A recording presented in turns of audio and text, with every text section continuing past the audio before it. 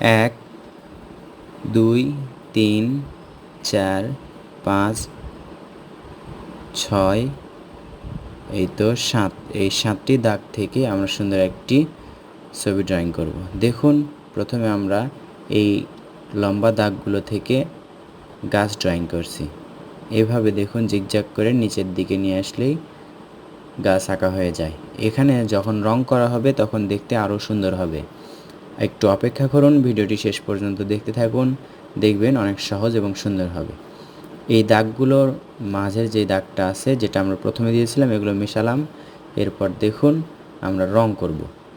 গাঢ় সবুজ রং আমরা সবগুলো গাছেই করব। এটা আমি ব্যবহার করছি Doms water colour brush sign pen. যে কোনো রঙে আপনারা এভাবে রং করতে পারেন, গাঢ় সবুজ হলেই হবে। যে কোনো রং, প্যাস্টেল রং, পেন্সিল রং। এরপর আমরা দেখুন হালকা সবুজ রং নিয়ে এই নিচের অংশে করছি, দুই পাশেই একই রং করলাম হালকা সবুজ রং।